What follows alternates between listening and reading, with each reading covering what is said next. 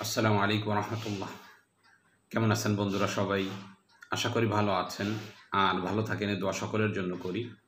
আজকে একটি গুরুত্বপূর্ণ বিষয় নিয়ে আপনাদের সাথে আলোচনা করতে যাচ্ছি। আলোচনার পূর্বে একটি সুসংবাদ হলো, 15 জুলাই থেকে শুরু হতে যাচ্ছে আমাদের রোকিয়া ও তদবির শিক্ষা কোর্স। যে সমস্ত বন্ধুরা কোর্সে ভর্তি হতে আগ্রহী তারা ডিসপ্লেতে দেওয়া নাম্বারে যোগাযোগ করে ভর্তি হয়ে যাবেন ইনশাআল্লাহ। আজকের আলোচনার বিষয় হলো, অনেক ক্ষেত্রে দেখা যায় যে আমাদের মধ্যে কিছু মানুষ যারা মাথার সমস্যার কারণে পাগলামি শুরু হয় তাদের। এই পাগলামির কারণে আমরা ডাক্তার দেখাই। তো ডাক্তার দেখা যায় বিভিন্ন ঔষধ প্রয়োগ করে, ঘুমের ঔষধ প্রয়োগ করে। তো দেখা যায় যত সময় ঘুমের ঔষধের পাওয়ার থাকে তত সময় সে ঘুমায়। ঘুম থেকে উঠেই বিভিন্ন ধরনের গণু কথা বলতে থাকে, হয়তো বকাবকি করে অথবা বিভিন্ন ধরনের কথা বলতে থাকে। এইরূপ যেই সমস্ত রোগীদের হচ্ছে তাদের জন্য এই আমলটি খুবই চমৎকার এবং উৎকৃষ্ট। কিভাবে আমলটি করতে হবে? কুরআনুল কারীমের ছোট্ট একটি আয়াত, লা ইউআখিযুকুমুল্লাহু বিল্লাগবি ফি আইমানিকুম। আমি আবার বলছি, লা ইউআখিযুকুমুল্লাহু বিল্লাগবি ফি আইমানিকুম। এতটুকু শুধু ইখলাসের সাথে জাফরান কালি দ্বারা লিখে একটা মাদুলিতে ভরে এই যেই লোক বেশি ঘন কথা বলে এই লোকের মাথায় বেঁধে দিতে হবে।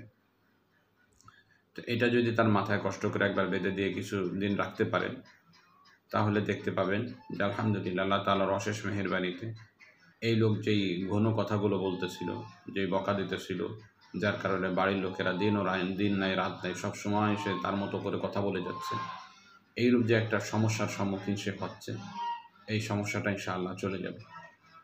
আয়াতটি হলো, লা ইউআখিযুকুমুল্লাহু বিল্লাগবি ফি আইমানিকুম। এতটুকু শুধু লিখতে হবে, অতিরিক্ত আর কিছুই লেখা লাগবে না।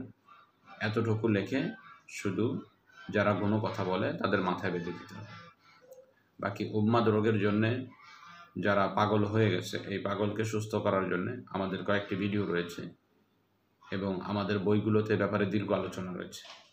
অতএব যদি কোনো ব্যক্তি উম্মাদ রোগ হয় তাহলে তার জন্য উম্মাদ রোগের চিকিৎসা প্রয়োগ করতে হবে। উম্মাদ রোগের মধ্য থেকেই একটা ভাগ হলো এটা, যারা বেশি ঘন কথা বলে, যেটার কারণে পরিবারের সকলের অসুবিধা হয় এবং চিন্তারও একটা কারণ হয়ে দাঁড়ায়। কারণ দিন নাই রাত নাই সে কোনো সময় ঘুমায় না, সবসময় শুধু এই বিভিন্ন কথা বলতে থাকে। এরূপ অবস্থা যখন দেখা দিয়ে থাকে তখন তার জীবনও যেমন কষ্টের মধ্যে থাকে এবং যারা তাকে দেখাশোনা করে তারাও তার জন্য কষ্টের মধ্যে থাকে।